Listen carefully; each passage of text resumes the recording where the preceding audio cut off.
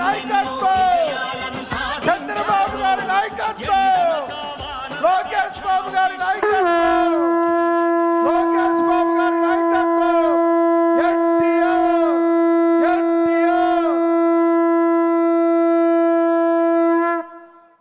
ఈరోజు కడప గడ్డపై జరుగుతున్న ఈ మహానాడు చూస్తే ఎన్నికలై ఏడాది జరుగుతున్నా మీలో ఆ కసి, ఉత్సాహం, ఉద్వేగం ఏమాత్రం తగ్గలేదు. నేను చాలా మహానాడు చూశాను. దగ్గర మనం చూస్తే 34 మహానాడులు మనం జరుపుకున్నాం. 2 మహానాడులు డిజిటల్ గా జరిగాయి.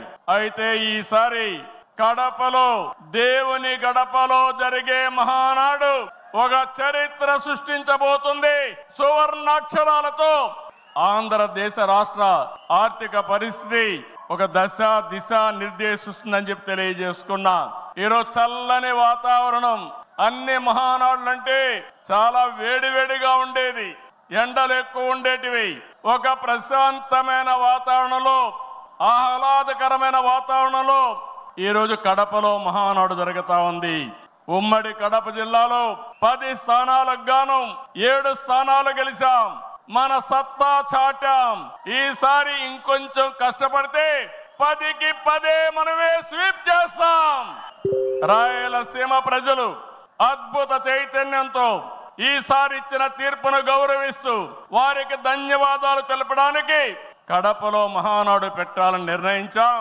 ఈ మహానాడును మీరు చూస్తే బ్రహ్మాండంగా చేసిన నాయకులకు, కార్యకర్తలకు మనస్ఫూర్తిగా అభినందనలు, కృతజ్ఞతలు.